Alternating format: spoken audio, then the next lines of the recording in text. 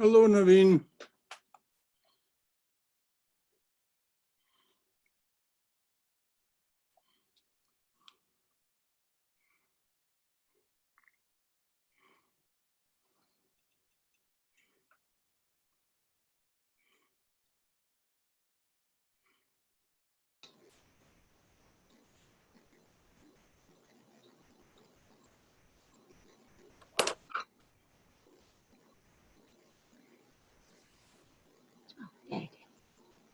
Hello, Emma. Hello, Brother Shankara. How are you? Namaste. Namaste, namaste. I'm looking for somebody else. Hello, Neera.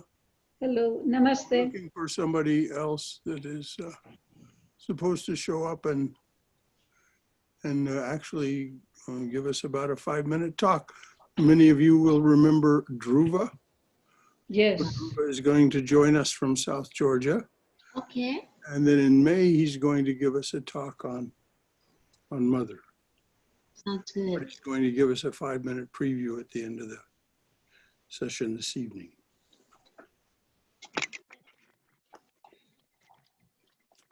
That's nice.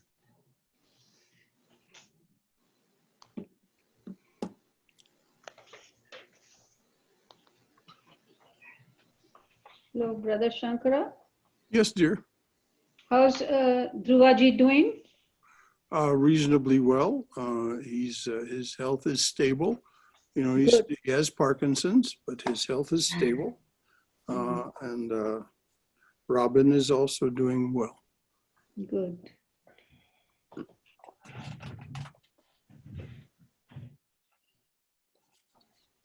Brother Shankara, what book do you follow? Can you give me the title of the book?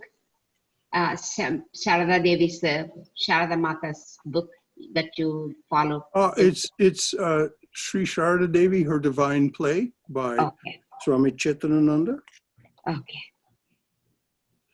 Excuse me, folks. I'm going to have some peanut butter here while we're Sure. waiting because I haven't had any dinner. Oh, no.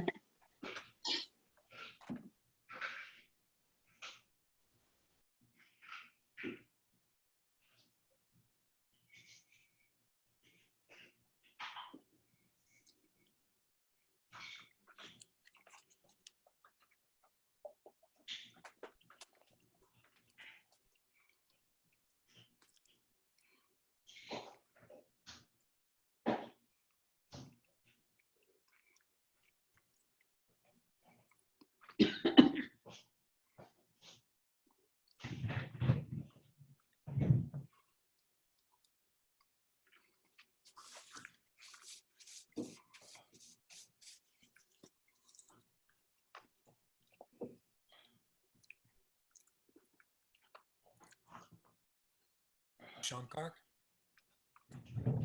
Hello. this is Dhruva. Yeah, Dhruva. I don't see a picture of you. We're just working on this. Okay. Glad you're here. Turn up your volume a little bit. Okay. That's Get my closer to the maximum. microphone, whatever.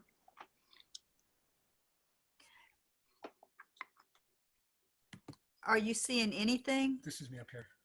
There we are. Is that you all? Yes, there you are. Okay. And now it's sound. It's all the way Yes. up. You need to be as close as you can then, so we can hear you. Okay. Can you speak? Okay, I'm leaning into the computer. Can you hear me okay now? Yeah. It's not going to be as loud as I'd like, I think, but Okay, so I should try to talk as loud as I can. there you go. Now we're hearing you. Is that better? That's better. All right. I know So with your situation, it's difficult. No, I'm all right. I'm fine. I don't have to press any buttons then? No, At you any- don't have to press any buttons. You're here. Okay, good. You are with us. Excellent. And I'm just having some peanut butter because I didn't have any dinner. Oh my. Well, that's quite all right. Somebody called at just a time that would have, oh, well, it doesn't matter why I explain. Yeah. But it was a call that needed to be dealt with. So, Hello, Brother Shankara. hello, Sham. Hey, how are you? Good Hi, evening. Hema. Namaste, namaste. Namaste. Hello, Neeraji. Well, I don't have any light here, so my face is just a black shadow, but that's all right. Doesn't really. Well, put it over there. Okay. Hello, Shyamji. You can put it Neeraji. Namaste, Tyagi ji. We don't have light in here. There he is. You're not supposed to cross talk. Oh, you can crosstalk all you like before the meeting. Doesn't Okay. matter. I don't know who told you that, but you can, What's that light? as they used to say in the military, at ease. Smoke them if you got them, talk among yourselves.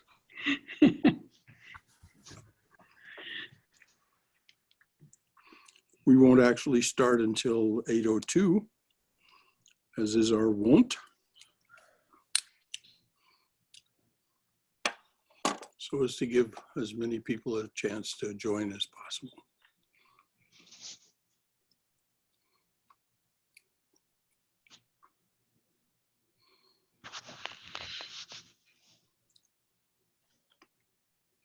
I'm going to go get a little something to drink while well, there's a couple of minutes left.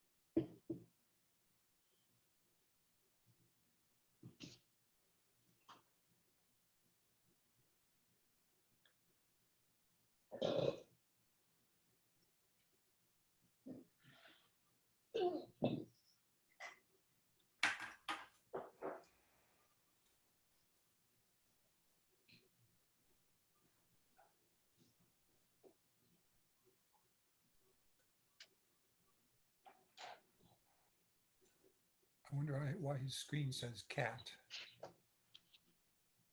Probably just the, his identifier. I don't know. You can ask him. I thought it was magic. I put our cat up onto the screen and then it suddenly spelled out K-A-T. It says cat on the screen. Hello, Catherine. Hello, Brother Shankara. Namaste. Good to see your name there.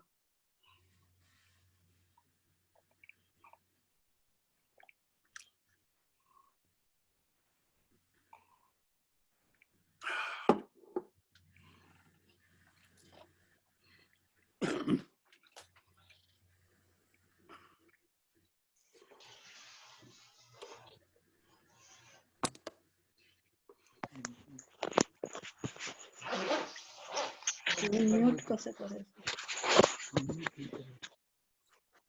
Hari Om, Brother Shankara. Hari Om, Naveen. How are you? Hi, everybody. Hello, Navanji. Hi.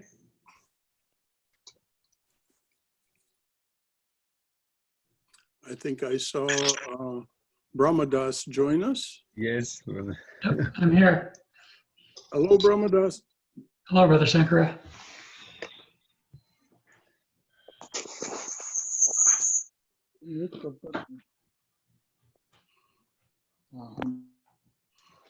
We'll wait just a couple of more minutes for those who are just joining. Hello, Shashi. Namaste.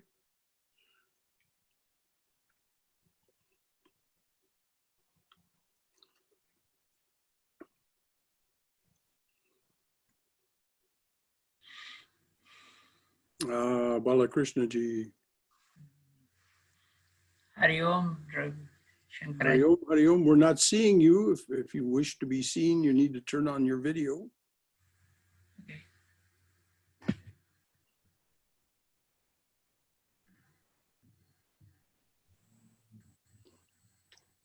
There you are. Yes. Good to see your face. Obviously. Hello, Brother Shankara. This is Jiva. Oh, hello there. Good to see you this evening. How are Good you? to see you. I'm doing good. Good, good, good. You don't have your video turned on, so we're just seeing a still picture of your face. Yes.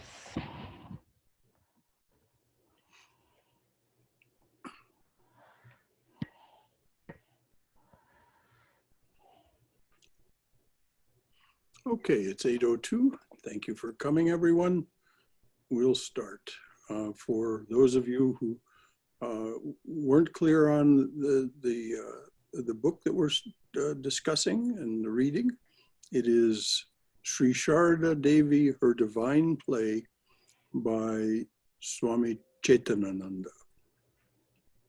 And it's available as a Kindle online. That's how I'm reading it. And it is also, of course, available in a hardcover edition. So we'll start the meeting now.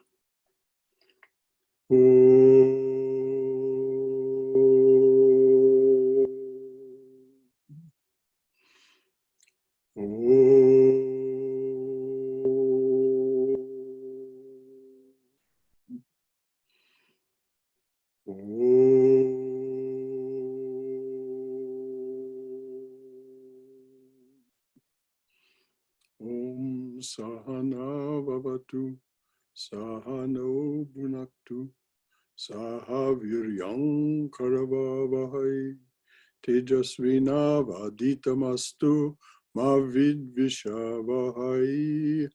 Om Shanti Shanti Shanti. May the Divine Being look over us lovingly as a mother and father. May the Divine Being support and nourish us as a mother and father. May we have the strength and skill to study together the art of spirituality. May no misunderstandings arise. Somebody doesn't have themselves muted, so I think it's Shaman Shashi. Okay. Peace. Om Shanti Shanti Shanti. Peace, peace, peace be unto us and to all beings everywhere. We are on chapter 11. It is a very touching chapter because the subject is mother's ordeals in Kamarpukur.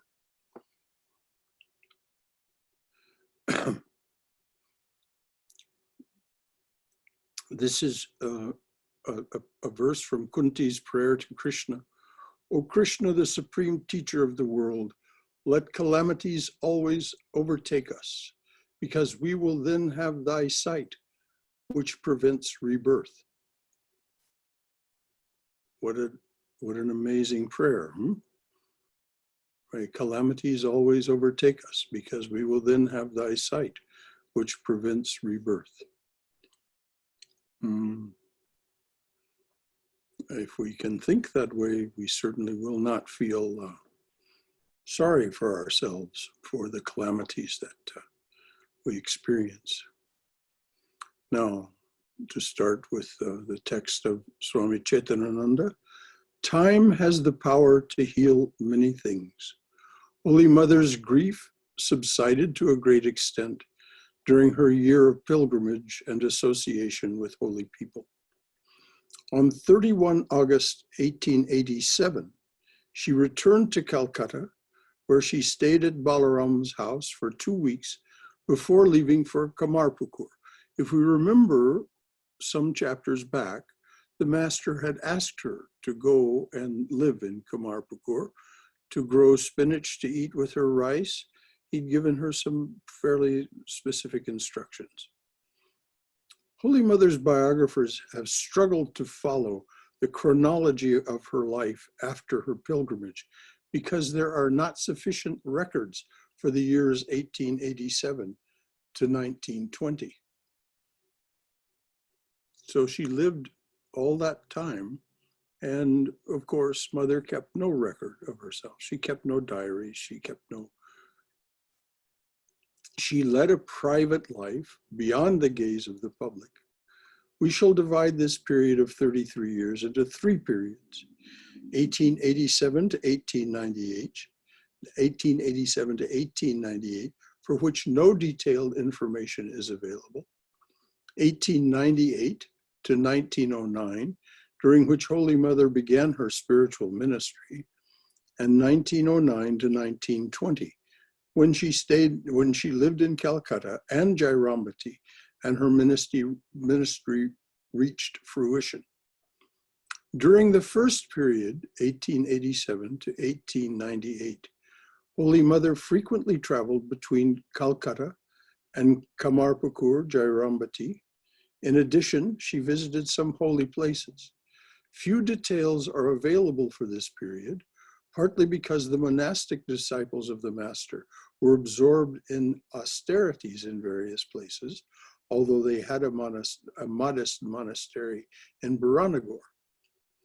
Swami Vivekananda returned from the West in 1897 and established the Ramakrishna Math at Belur in 1898. Holy Mother began her spiritual ministry then in earnest. During the second period, 1898 to 1909, she lived sometimes in Jairambati with her brothers and sometimes in different rented places in Calcutta and other areas. She did not have any permanent dwelling place, although she had inherited a small thatched hut in Kamarpukur. Now, Swami Gambirananda's biography of the Mother is probably the most detailed. It's a great thick book, and there are some, at least, speculations in that book about Mother's life at Kamarpukur.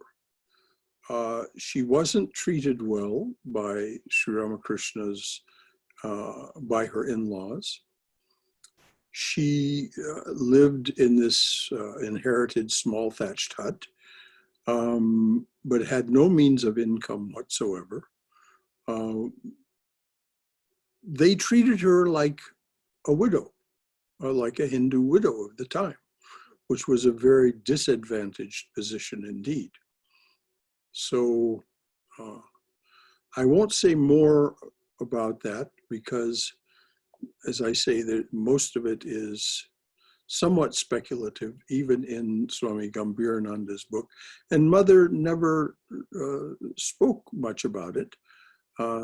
She was not given to complaining. So in 1909, Swami Saradananda built houses for Holy Mother in Calcutta and Jairambati so that she could live free from anxiety and devote herself to teaching her devotees. Now, after Swami Yogananda left the world, Swami Saradananda became the one who really looked after her. And he took this very seriously. Of course, he was encouraged to by Swami Vivekananda, but he was very much concerned about Mother. And he did something extraordinary. He borrowed a good deal of money to build the residence for Mother and the offices for the publications at Udbodhan in Calcutta. And they paid off the money, of course, but it was an extraordinary thing for a monk to do, to borrow that much money. And so Mother had these rooms above the Udbodhan offices in Calcutta, where she said she lived like a bird in a cage. We'll get to that. But she loved her life in Jairambati and spent as much time as she could there.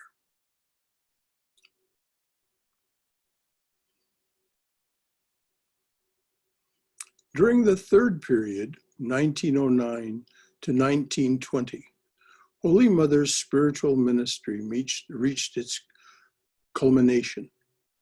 She traveled to some important places of southern and northern India and initiated many seekers of God.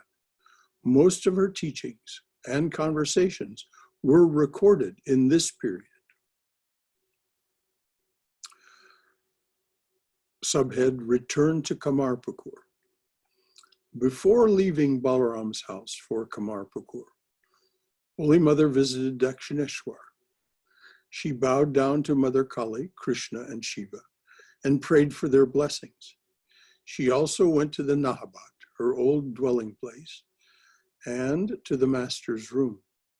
Sweet memories of the Master arose, and she remembered his advice. Look, don't extend your hand to anyone for a penny. You will never lack ordinary food and plain clothing. If you ask for money from anyone, your head will be sold to that person. It is better to get food from someone than to live with that person. Some devotees may lovingly offer their homes for you to live in, but never give up your cottage in Kamarpukur. Stay in Kamarpukur, grow some spinach, eat that spinach with rice, and repeat Hari's name. Now you can imagine how seriously Mother took those instructions. As far as she was concerned, these were instructions from Kali herself, because that's how she addressed the Master when he left the body. She said, "Oh my Kali, where have you gone?" And this was because Sri Ramakrishna, before his death, had pointed to his body and said, there are two here, the mother, meaning Kali, and her worshipper, Vishnu. He had often said, pointing to his body, that that was the dwelling place of he who was Rama, he who was Krishna, is present here as Ramakrishna. And of course, he who was Rama and he who was Krishna is Vishnu. So this is how Mother saw all this, you may be sure. In the middle of September 1887, so this is just a year and a month after the Master's death. In the middle of September, he died in August, mid-August, 1886. In the middle of September 1887, Holy Mother left for Kamarpukur with Jogin, who is not yet known as Swami Yogananda, with Jogin and Golap Ma. Golap Ma was said by the Master, Golap Ma and these other women who were so close to the Mother, Sri Ramakrishna had said these were reincarnations of the gopis that were with Radha during the Rasa Lila, the play of Krishna and Radha in Vrindavan. So in 1887, Holy Mother left for Kamarpukur with Jogin and Golapma. They went by train to Burdwan and then began to walk the remaining 30 miles because they could not afford to hire a bullock cart. Now, as you can imagine, Mother was a tender person. She wasn't strong physically. She was resilient by all means, but she wasn't strong physically, and she had rheumatism in her knees. So she walked the remaining 30 miles because they could not afford to hire a bullock cart. They crossed 16 miles and reached Uchalan. Holy Mother was exhausted and hungry, so they bought some rice and lentils from a roadside inn, and Golap Ma cooked khichdi for her. After eating, Mother exclaimed, "Golap, what nectar you have prepared." Well, this was Mother's nature. She was so appreciative. And of course, Golap Ma, I'm sure, was a good cook. They continued walking and finally reached Kamarpukur. Jogin stayed for 3 days and then joined his brother monks at the Baranagar Mat. Golap Ma returned to Calcutta after spending a month with Holy Mother. Ramakrishna's family home in Kamarpukur faces south and consists of 3 thatched huts with mud floors and mud walls, plus another simple thatched hut that was the family shrine. The shrine has since been replaced by a concrete structure. Of course, Kamarpukur is now a place of, it's a tirtha, it's a place of great pilgrimage. So there are a number of structures there now that weren't there during the master's time. A temple and a small temple and so on. The hut on the east was the parlor. The middle one belonged to Rameshwar, who had passed away in 1873, and his family. And the hut on the west belonged to Ramakrishna. This hut has one door and one window.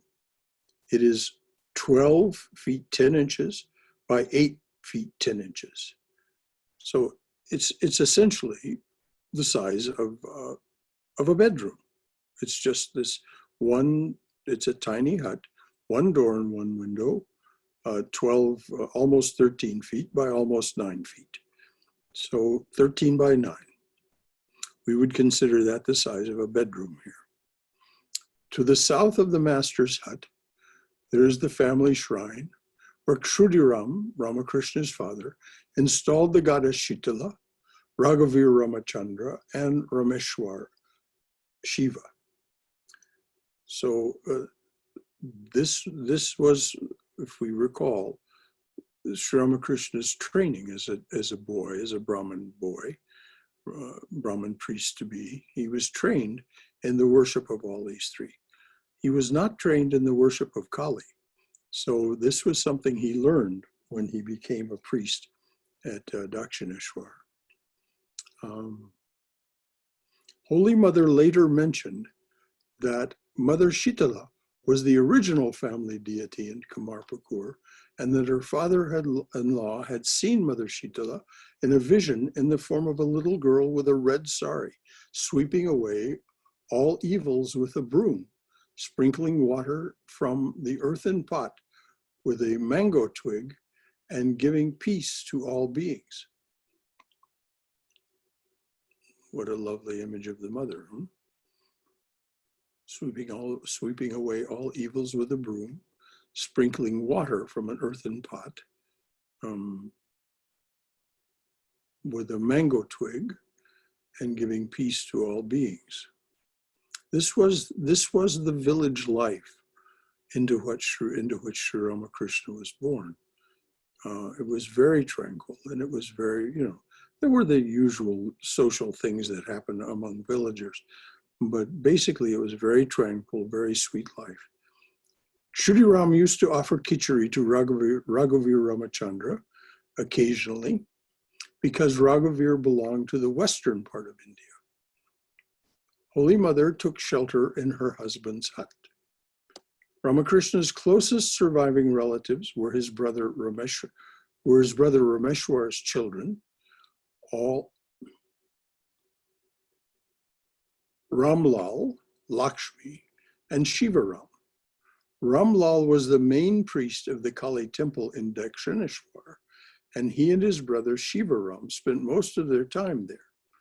So they weren't in Kamarpukur. Lakshmi stayed in Dakshineshwar with her brothers and did not go to Kamarpukur with Holy Mother. Lakshmi was outgoing. She was really quite extroverted. Lakshmi was outgoing and enjoyed singing and dancing to entertain devotees. But Holy Mother was shy and unassuming. Now that is an understatement. She was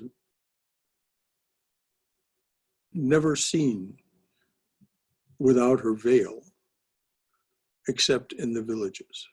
She was in Calcutta and in Dakshineshwar and elsewhere.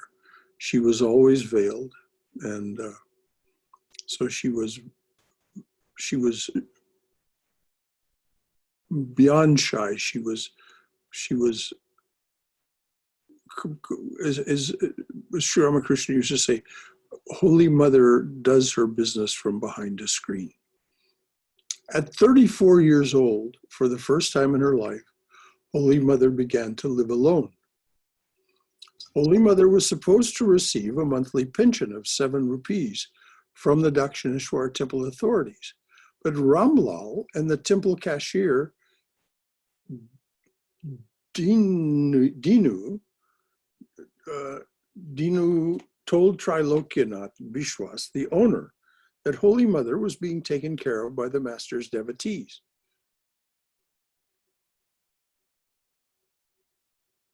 Of course, Ramlal knew better. He knew better. So this is just a very hard to understand. So she was, the owner of the temple was told that Holy Mother was being taken care of by the master's devotees. As a result, Trilokya stopped her monthly pension. However, the master had left a small amount of money with Balaram. Balaram had invested the money, and he gave the interest of 5 or 6 rupees, the interest of 5 or 6 rupees to Holy Mother every month. The master's monastic disciples were themselves struggling to survive and were not aware of Holy Mother's difficult situation. In addition, her own mother and brothers were extremely poor and could not help her. Holy Mother had rice from the paddy fields, one of which had been bought by Ramakrishna in the name of Raghuveer, the family deity. She husked that paddy to make rice and grew some spinach and vegetables behind her hut. Sometimes she could not even afford to buy salt. Swami, now, we don't think much of that these days. We just take salt for granted. Salt was not so much taken for granted in those days and was rather expensive. And, you know, food is somewhat tasteless without salt. So Swami Chetanananda later remarked, "We never dreamed that Mother did not even have the means to buy salt. Whatever she cooked, she offered to Raghuveer and then ate the prasad.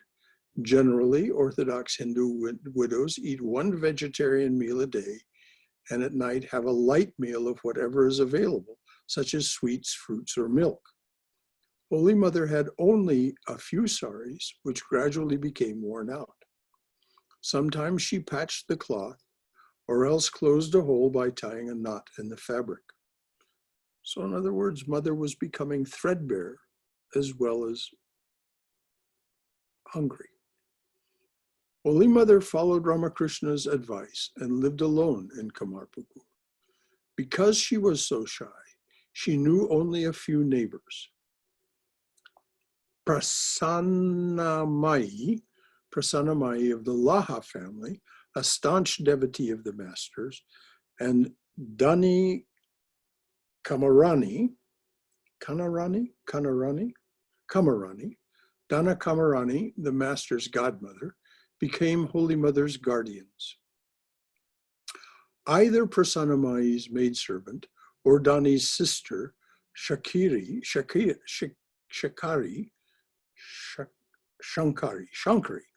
or Dani's sister Shankari, stayed with Holy Mother at night so that no one could gossip about her character. Dani's brother ran errands for her. Life was difficult for a young Hindu widow at that time. An Orthodox Hindu widow was obliged to follow ruthless, in other words, completely uncaring of your emotional situation. An Orthodox Hindu widow was obliged to follow ruthless social rules that forbade her from remarrying. She was supposed to live like a nun. Now, of course, Mother would not have remarried in any case, but it meant that every little thing that she did was observed by people and gossiped about. She had to wear a white sari and shave her head. She could not wear any jewelry. She could eat 1 vegetarian meal a day and was required to cook her food with sea salt or rock salt. She was also expected to serve everyone in her family's joint family as if she were a maidservant. A widow was lucky if she had inherited some money or if she had children who could take care of her.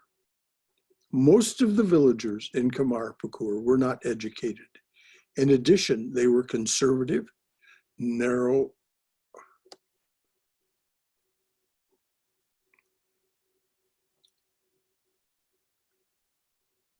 narrow-minded, superstitious, unkind, and unsympathetic.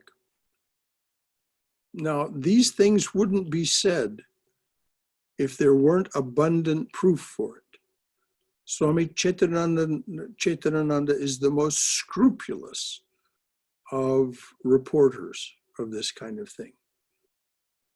So when he reports this to us, we may rely on the fact that this is the character of the people. If we remember, Sri Ramakrishna's family had to move to Kamarpukur because they were dispossessed from their family property because Chudiram would not lie on behalf of a landowner in the village where they had lived before, which was the village that Sri Ramakrishna was born into. He was not born into Kamarpukur. The family had to move there because the Chudiram would not lie on behalf of a landowner, a zamindar. And so that zamindar then brought a false lawsuit against Chudiram and dispossessed him of his property. And so the Laha family in Kamarpukur gave Chudiram a small plot of land and these 3 houses, which was a very generous thing to do. But it was in honor of his position and his rectitude. But this is not the kind of village that Sri Ramakrishna had been born into. He had been born into a sweeter kind of situation. In the name of religion, the village leaders of Kamarpukur followed their traditional caste and social rules and rigorously imposed them on helpless widows. Some leaders of society even used young widows to fulfill their carnal desires. Now, again, Swami Chetanananda would not put such a sentence into this if it weren't absolutely provable that it was true. So this is the kind of people that were living there. Truly, it was a curse to become a Hindu widow.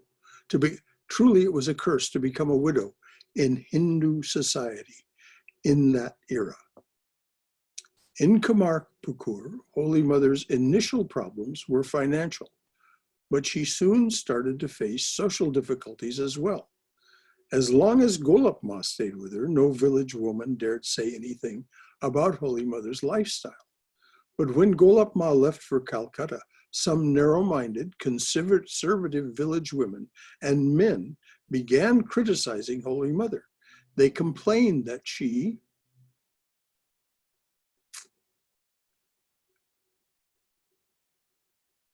did not behave as a Brahmin widow should. She did not shave her head, and she wore gold bracelets and a red bordered sari. This is what the master had told her to do, if you remember. Holy Mother later said,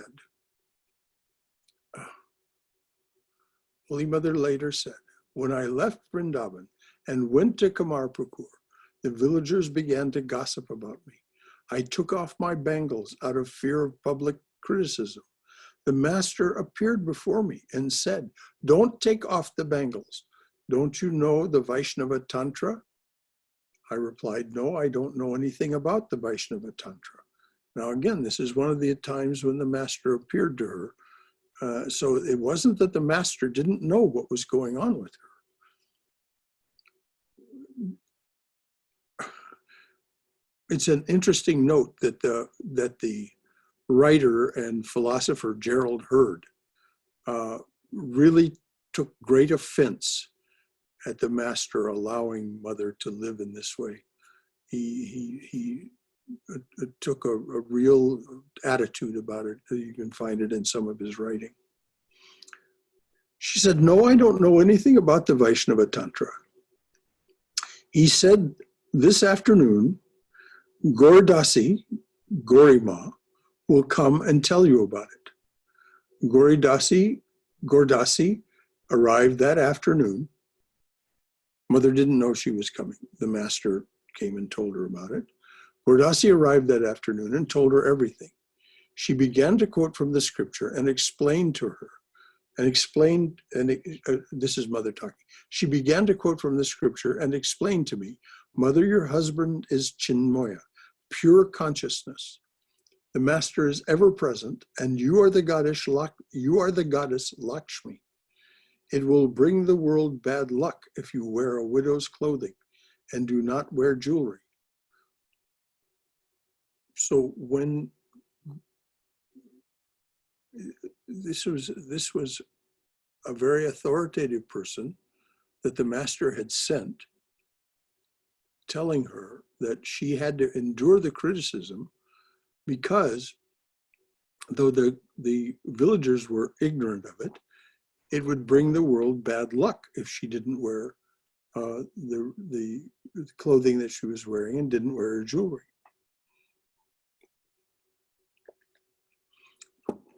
It will bring the world bad luck if you wear a widow's clothing and do not wear jewelry. According to Vaishnava Tantra, a woman whose husband is Krishna is never a widow. I put my bangles back on.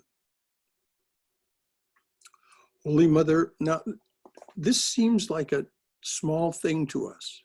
Bangles, no bangles, what's the big deal? When we just heard a paragraph or so back that the villagers were very conservative and ruthless in their imposition of caste and social rules. This was a big deal. Holy Mother ignored the villagers' criticism and continued to wear her bangles and red-bordered sari. The village women went to Prasanamai, whom everyone respected for her piety and mature judgment, and asked for her opinion of Holy Mother's unorthodox conduct. Prasanamai, who had insight into Ramakrishna and Holy Mother, said, "Do not criticize either of them. They possess a divine nature." This silenced the villagers for a while.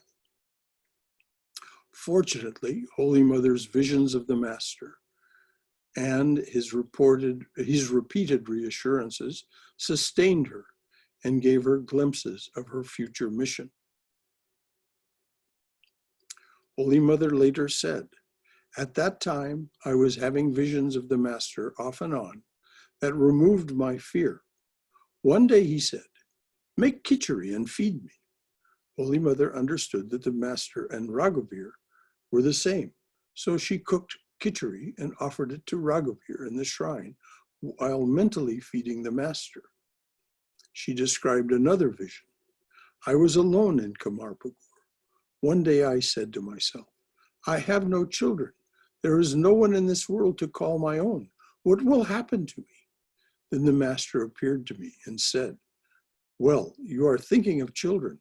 I have left you so many of them, all jewels.'" By this he meant the monastic disciples and these women who were his disciples. "Well, you are thinking of children. I have left you so many of them, all jewels.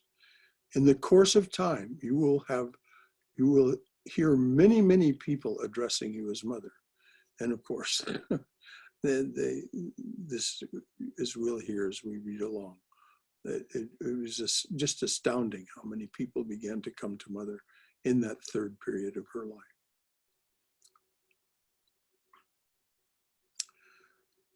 For many years, Holy Mother had lived in Dakshineshwar, a few yards away from the bank of the holy river Ganges.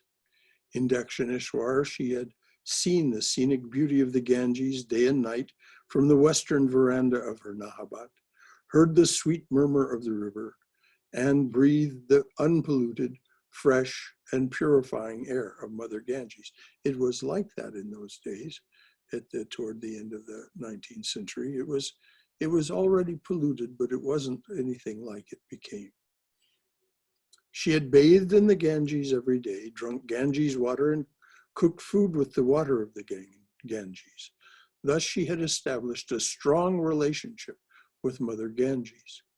While living in Kamarpukur, she felt nostalgic for the Ganges, and she thought of traveling to Calcutta to bathe in the Holy River. Around that time, she had a wonderful vision with her eyes open, as she explained. She had a wonderful vision with her eyes open, as she explained. I was very nostalgic for the Ganges all along. One day I saw the master coming toward the house from the direction of Bhuti's canal. He was followed by Naren, Rakal, Baburam, and many other devotees. Further, I saw that a stream of water springing from his feet was flowing in front of him in waves. I realized that the master was everything. The Ganges had sprung from his feet. I hurriedly picked handfuls of hibiscus flowers from the tree next to the Raghavir temple and offered them again and again to that holy stream.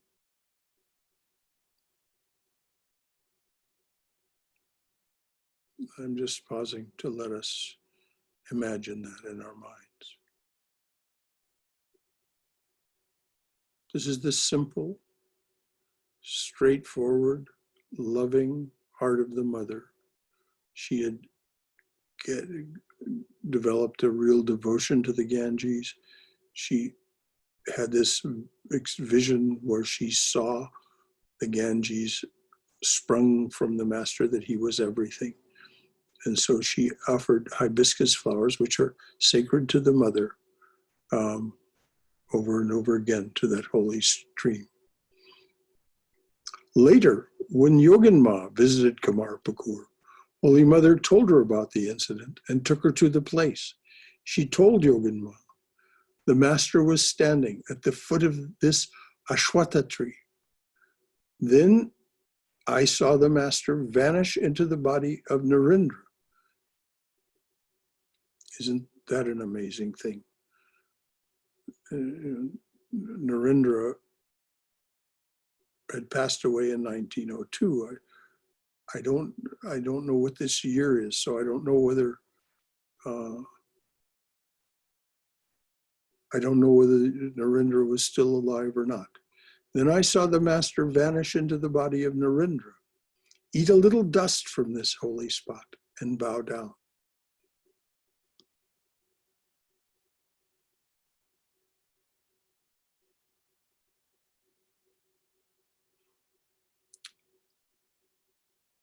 Holy Mother was the embodiment of patience and forbearance.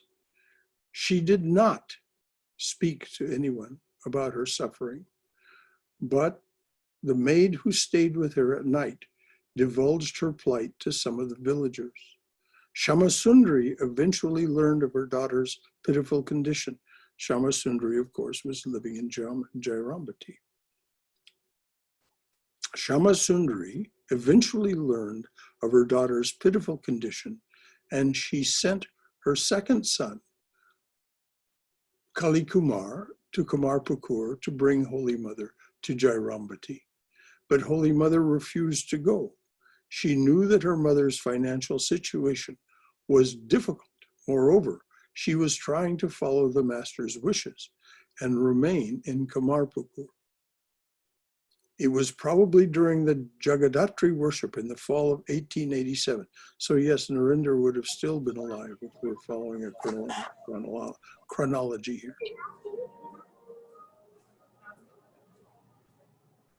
It was probably during the Jagadatri worship in the fall of 1887 that Holy Mother visited Jairambati for 3 or 4 days. Shamasundari burst into tears when she saw her daughter wearing a torn sari. After the worship, she insisted that Holy Mother stay with her in Jairambati. Holy Mother declined, saying, I am now going back to Kamarpur. We shall see what the Lord ordains for me. Although Ramakrishna's nephews and niece lived in Dakshineshwar, they occasionally visited Kamarpur, especially during the harvest season, so they could get their share of the crop. At this point, Holy Mother was part of the joint family, and Ramlal, as the head of the family, was obligated to take care of her. Lakshmi mostly lived in Dakshineshwar, and she moved about with her disciples. Lakshmi had disciples. Lakshmi mostly lived in Dakshineshwar, and she moved around with her disciples. When she visited Kamarpur, she would entertain the villagers through her singing kirtan and dancing. The bashful mother felt very uncomfortable in such situations. Shivaram was a simple, gentle, and unassertive person. He was fond of Holy Mother, who was sort of a godmother to him, and he maintained a good relationship with her. However, he had no power to make decisions about family matters. Ramlal was indifferent and even a little hostile to Holy Mother. He considered her a burden. Can you imagine how obtuse this man was? Ramlal was indifferent and even a little hostile to Holy Mother. He considered her a burden. Once Holy Mother went to see her mother in Jairambati. During her absence, Ramlal came to Kamarpur and made drastic changes in the affairs of the family. He partitioned the family home and made arrangements for the worship of the family deity. He left the master's cottage to Holy Mother and gave the master's portion of the rice crop to her. Then Ramlal and his siblings abruptly left for Dakshineshwar. Previously, it was a joint family, but without consulting with Holy Mother, Ramlal took unilateral action. Holy Mother was terribly hurt. She felt alone and helpless. Her husband's relatives had deserted her. She saw the ugly, selfish, cruel, and unsympathetic and ungrateful side of human nature. Ramlal had forgotten that Ramlal had forgotten that he had been hired as a priest in the Dakshineshwar Kali temple because of Ramakrishna. And of course, that's absolutely the case. Ramakrishna became incapable of doing the worship. He had his spiritual exertions and sadhana had taken him to a place where he was no longer able to do the worship. And so that's when Ramlal was brought. It is painful for a mother to see her daughter in adverse circumstances. Shamasundari had to do something. She knew that the master had many devotees in Calcutta who could help her daughter. So she contacted her eldest son, Prasanna Kumar, is that right? Prasanna Kumar, who was earning his livelihood in Calcutta as a priest. He went to Dakshineshwar and remonstrated with Ramlal for abandoning his aunt. He also visited Golapma and told her that his sister was living in Kamarpur in such poverty that she wore torn clothing. She wore torn clothing and had no salt for her food. Golapma took the matter seriously and immediately informed Yoganma, who was her neighbor. That afternoon, Golapma, Yoganma, and Krishna Bhavani, Balaram's wife, met to discuss how to rescue Holy Mother from that terrible situation. Balaram informed the master's monastic disciples at Baranagar. They were very upset but helpless to assist her, as they were then living on alms. Golap Ma then told Girish Ghosh, Kalipada Ghosh, Dr. Shashi Bhushan Ghosh about Holy Mother's situation. So these were all wealthy, prominent people. Girish, of course, was in the theater, and then these others were Kalipada Ghosh. I don't know whether he was Girish's brother or what, but in any case, they were all prominent people. Everyone agreed to help and bring Holy Mother to Calcutta. On 5 March 1888, M being Mahendranath Gupta, the man who had spent a good deal of time with the master over those several years and later wrote the gospel, the Katamrita, the gospel of Sri Ramakrishna. On 5 March 1888, M went to Kamarpukur and arranged for Holy Mother's needs according to his means. He was the principal of a school, and he was relatively well off. In the early part of 1888, Krishna Bhavani went to Antpur to visit her mother, Matanjani, who was a wealthy woman. I'm just checking on the time here. Okay. Both women were very devoted to the master and Holy Mother. As the distance between Antpur and Kamarpukur is only a few miles, they went to Kamarpukur with a Brahmin girl and a trusted man to pay a surprise visit to Holy Mother. She was delighted to see them. As the wife of a wealthy man, Krishna Bhavani was able to give sufficient money to Holy Mother for food and other necessities. After staying 3 days in Kamarpukur, they went with Holy Mother to Jairambati, where they stayed for another 3 days. Holy Mother could not hide her condition from the eyes of the master's loving devotees. After returning to Calcutta, Krishna Bhavani and Matanjani, am I saying that right? Matanjani? Somebody? Is it Matanjali?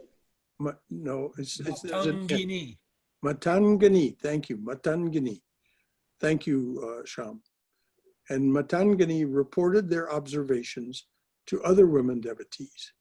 They all decided to bring Holy Mother to Calcutta. The master's disciples wrote to Holy Mother, asking her to come to Calcutta. It was painful for the devotees to hear that Holy Mother was enduring poverty, loneliness, caste rules, and criticism. In a small village, public opinion is more powerful than providence. Now let's just ingest that sentence.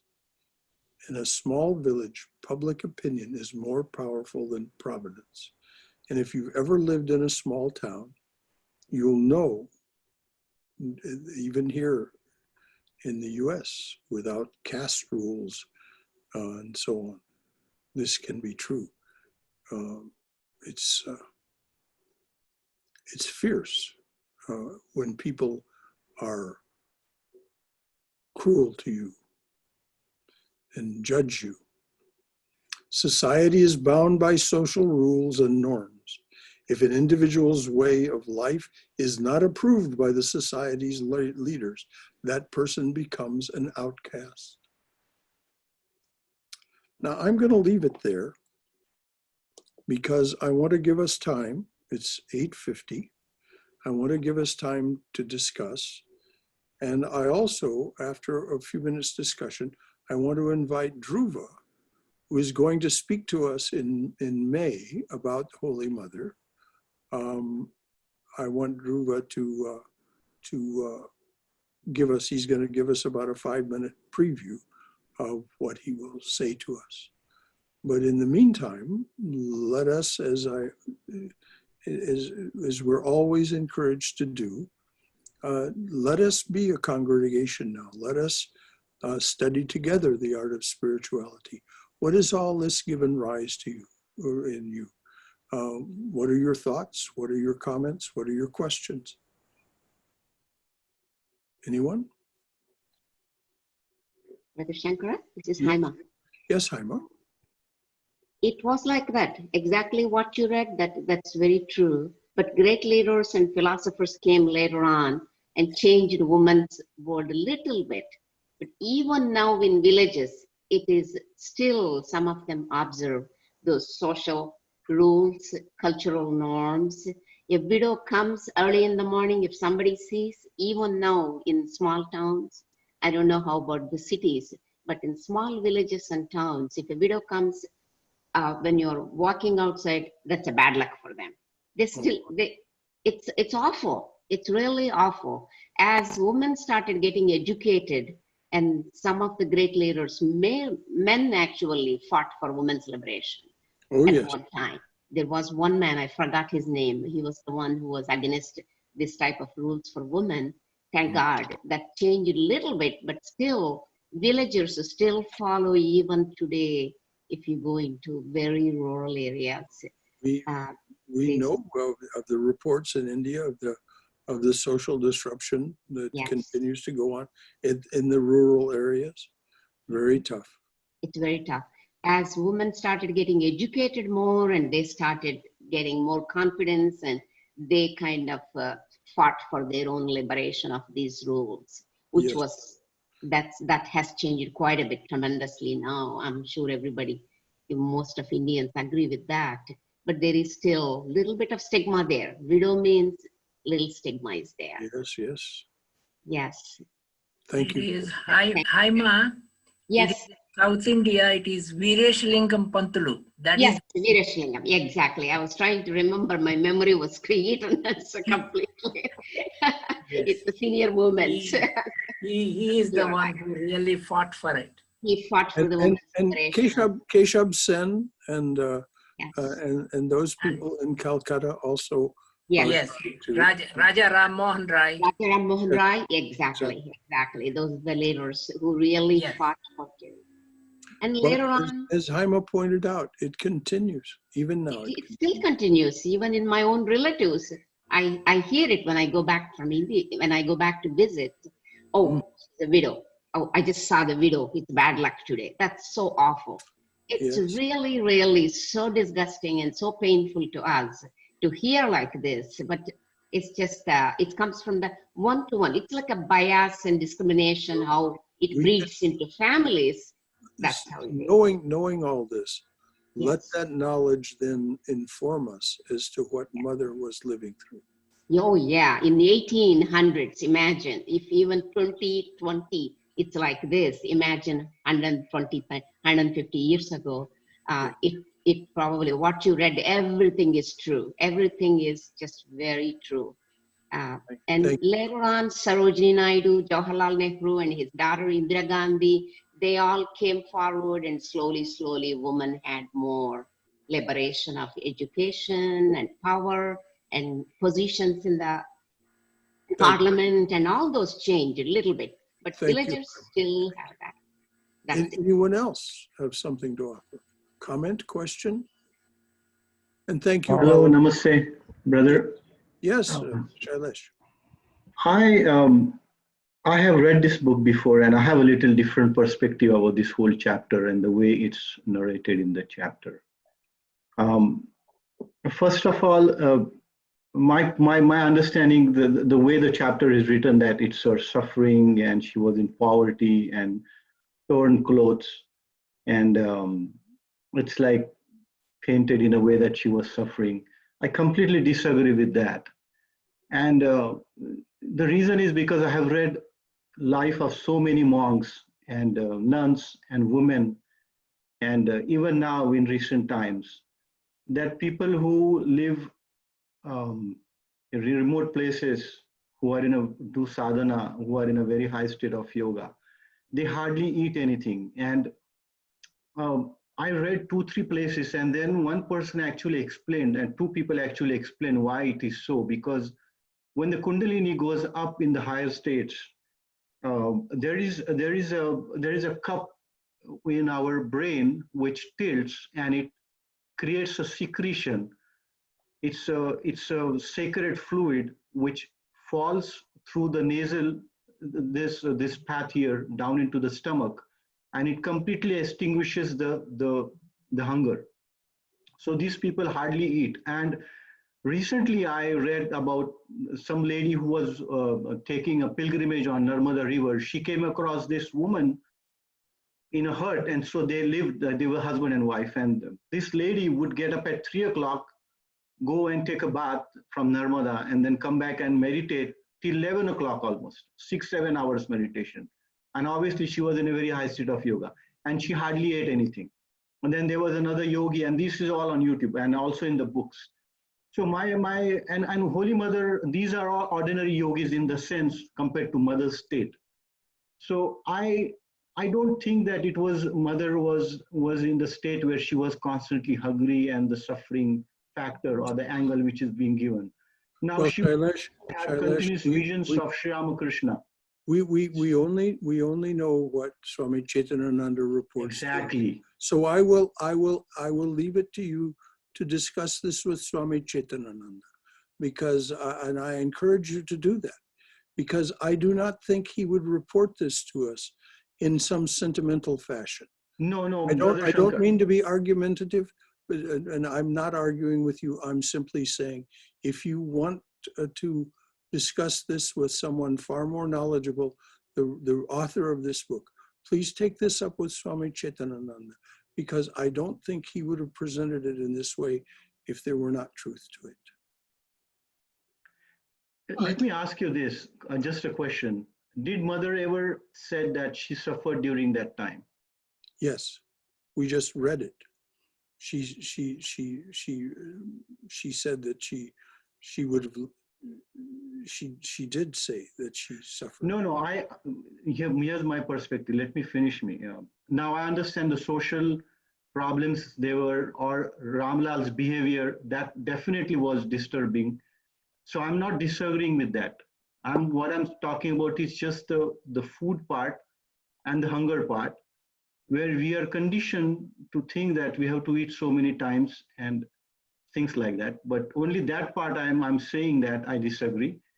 That I don't think so. She was in the pangs of hunger or whatever. That's only my. Okay, very good. As I say, as far as we're concerned, we know what the biographers have said. And if you read all of the books about Holy Mother, I've read, I think, 7, that they all agree that during this period, Gambhirananda is even more detailed in his biography about the fact that Mother had little to eat and not very nourishing food to eat. That's all we know.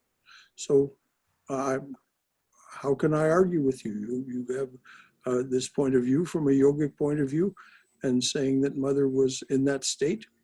How can we say otherwise?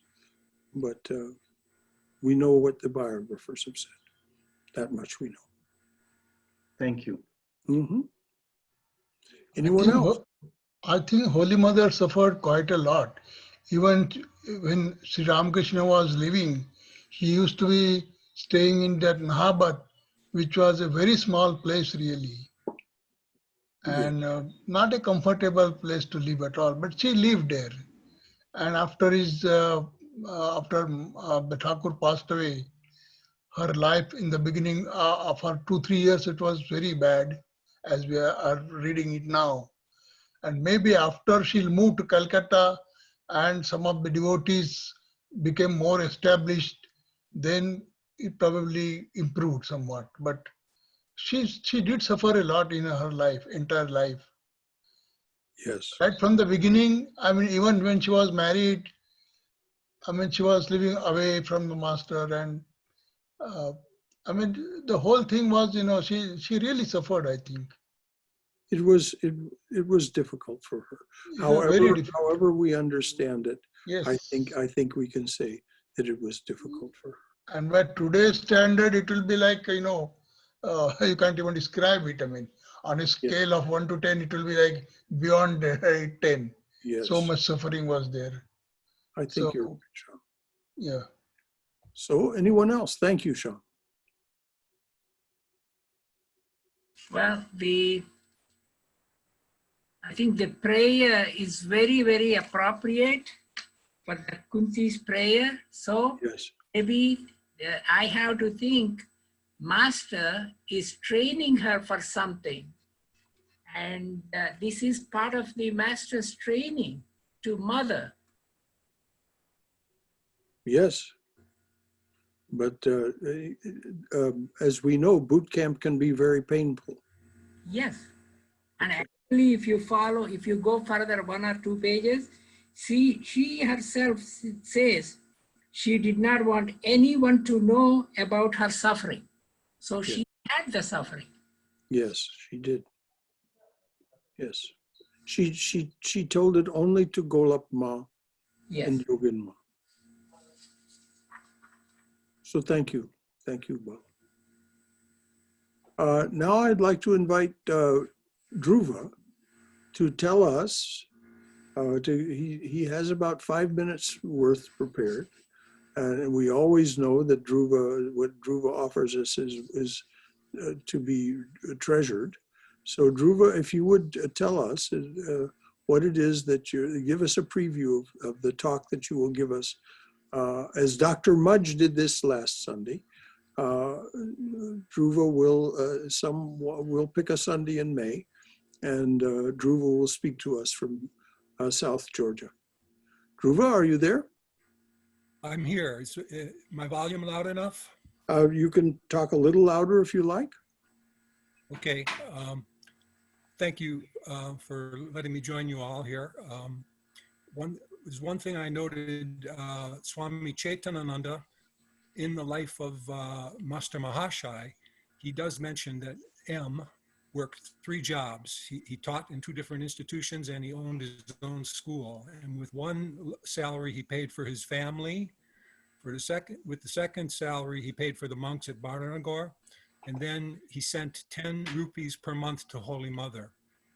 And we have evidence of that in Swami Chetanananda's other book. But what I found most moving and astounding when I read that book on Master Mahashai, there's a picture of Holy Mother signing a receipt for the 10 rupee note. And what you see there is the mother's thumbprint. And that just for some reason really stirred me, because I think we all accept the fact that it's generally known that Sri Ramakrishna said that Holy Mother was an incarnation of Saraswati, the goddess of wisdom, and also Lakshmi, the goddess of wealth. And if you look at this, how ironic it is, 1 thumbprint shows that the goddess Saraswati could not write her name, how she hid her greatness. And the thumbprint at the same time shows that she was utterly penniless, even though she was Lakshmi, the goddess of wealth. So you may not, I've never seen that thumbprint anywhere else than in the life of M by Swami Chetananandaji. Now, what I was thinking about with this pandemic is the topic of suffering. And of course, how prevalent it is in Buddhism and in Hinduism. And in fact, in Hinduism, they talk about the tapatroya, the triple afflictions or sufferings, the adhyatma, adhibhotika, and adhidoivika. I was going to talk about that, but we don't have time. And then the other thing I was going to talk about is the 4 times dukkha is mentioned in the Yoga Sutras. And I call those the 4 dukkha sutras, the sutras about suffering. And I will only mention one of them now because it pertains to what you read, that when Holy Mother went to Kamarpukur, Thakur told her, do not stretch out your hand to anyone or you'll sell your head. Well, that refers precisely to the first Dukkha Sutra is Sarvam, everything, Paravasham, in which others have control, dukam is misery. Sarvam paravasham dukam.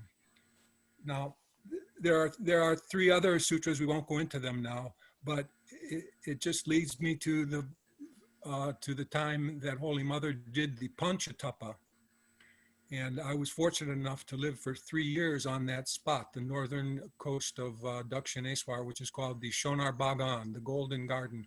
That is where Holy Mother did the Panchatapa. I think everyone is familiar with the Panchatapa and what it involved. But if we accept the notion of the Tapatroyam in Hinduism, that there are three forms of tapa or suffering, I was going to talk about the fourth and what the fourth and the fifth fires represent that Holy Mother did the Panchatapa, and we can explore that. But I will just leave it now. Today, I discovered just in the last year, probably because when we read books, we mostly find what we're looking for or we're ready for. But at this particular time in Mayur Kotha, the talks of Holy Mother in Bengali, she said she was tired after a day when many devotees came, and she said, all everybody talks to me about is their dukkha this, dukkha that, all this, suffering that. And then here comes her very profound statement, which should be what I call the fifth dukkha sutra, which sort of upsets the whole apple cart. And this is, even though these are 4 Sanskrit words, they are used in Bengali. And she said, dukkha to bhagavanir doyar dan. Misery, dukkha, is nothing other than the dana, the gift of doya, compassion, of Bhagavan. Bhagavanir doyar dan.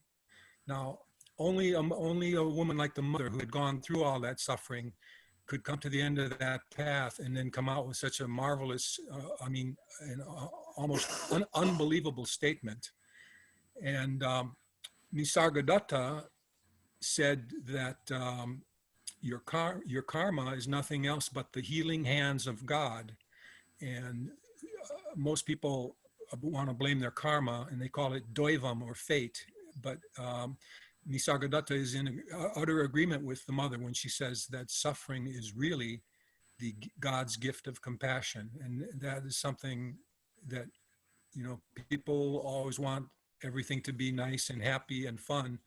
But this coronavirus is reminding us that this is not a time of fun. This is what's known as the Adi Doivika Tapa, earthquakes and plagues and things like that. So I'll just leave it at that for now here. And if you'd like, I can. Thank you, Dhruva. We'll very much look forward to your talk in May. You and I'll work it out which Sunday it will be the best. And I'm really glad you joined us this evening, because I know you've studied the life of the Mother like no one else I know. So anyone else? Anyone else would like to make a contribution or ask a question of either me or Dhruva? It is so nice to see Dhruvaji. Ah, yes, I agree. Namaskar. Namaste. It's so good to see him, and it's so good to see him looking in relatively good health. They're in isolation down there, but as Dhruva told me earlier today in conversation, this is just not that different for them. They live that way pretty much all the time. Holy Mother practiced social distancing for decades upon decades, as we have learned tonight.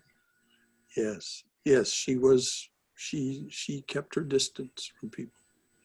Except when they came to see her in Jairambati, then she would be at their feet. She would be serving them and sweeping up after them, picking up their banana leaf plates.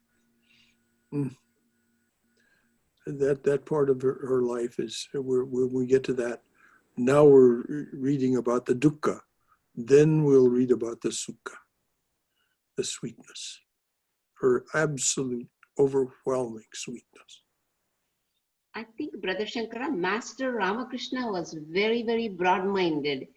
asking a mother to wear bangles, which is so unheard of in those times for a widow of a woman. Well, Widow. he said, Wear- you're not a widow. That's the thing. He told her, you're not a widow. Exactly. I'm not dead. I'm just in the next room.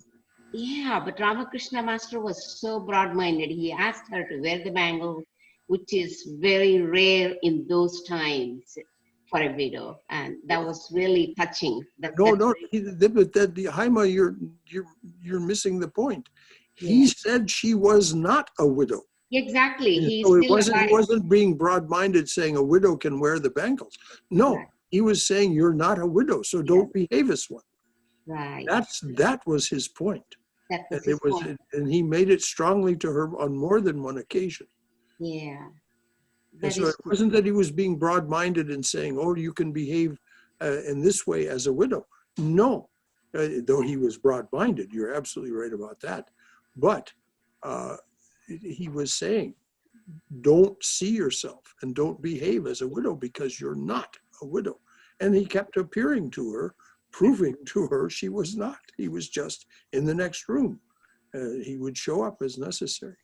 So thank you. Yes. Yeah, for observing his broad-mindedness. But the society doesn't see that way because he's not there, present, body is not there. Precisely.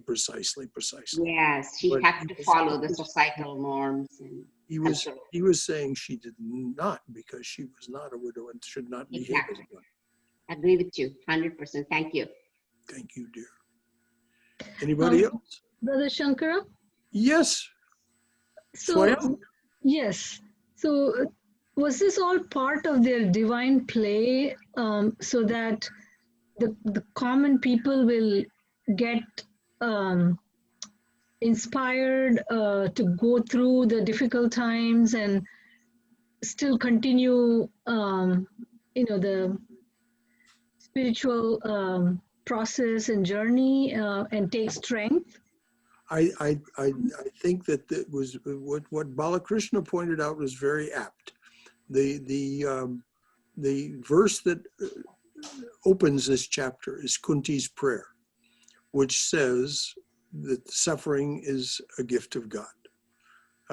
She prays for it so that she will always remember Krishna. And so when we are able to take instruction from the lives of these saints, their testimony always tells us that what they experienced and what they did in the face of that experience is instruction to us. So yes, now, as Haima pointed out, not many people are going to pay attention, particularly those people who are uneducated and think only according to the membership, as Don Juan Matus pointed out, the membership into which they were born. They're going to think like that and be rigid like that and have routines like that. But we are to see our suffering. We are to see our suffering as a gift of the divine. And as Dhruva pointed out. So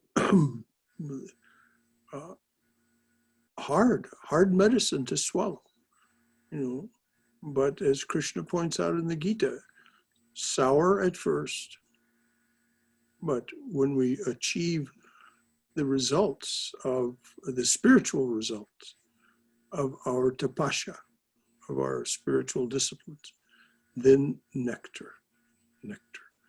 And this is what Shailesh was pointing to, that we don't know the real state of mother's being. But I think that what Balakrishna pointed out was that there was a boot camp aspect to this. He didn't say those words, I did, but that there was a training going on here. And So we can empathize with the mother from our hearts and how hard it is for us to learn from our suffering. So thank you. Yes, it is instructive. Anyone else? Well, I would like to request Dhruvaji to join on Tuesdays so that we will learn the finer points about the mother. That is his intention. This is he was with us first on Sunday to hear Dr. Mudge, and so he was very pleased about that. And so the arrangement was made for him to be with us this evening, and it's his intention to participate, I think, in more than just the Tuesday and Sunday, these others, because it's gratifying to him down there in South Georgia, the fact that he doesn't have to travel here to be part of this wonderful congregation of ours. And so we're very gratified to have his presence. Thank you, Balakrishna. Yeah, that's right. Anyone else? All right then.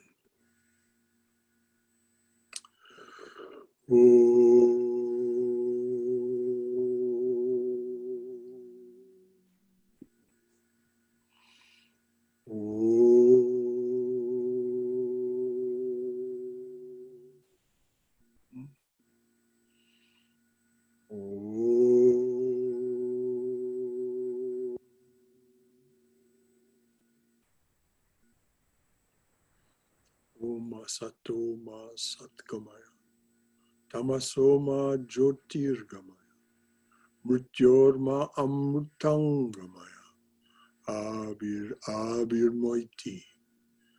O dearly beloved, lead us from thy lesser truth to thy highest truth. Lead us from darkness and ignorance to the brilliance of thy wisdom and love. Lead us from death to immortality. Light us through and through, light us through and through with thy everlasting shining presence. Om Shanti, Shanti, Shanti. Peace, peace. Peace be unto us and to all beings everywhere. Hari Om Tat Sat. Thank you, Brother Shankara. So good night, everyone. Thanks, everybody. Good night, good night, good night. Yes. Good night. Good night. I'll end the meeting now until tomorrow night for those of you who wish to join us. Good night. Good night.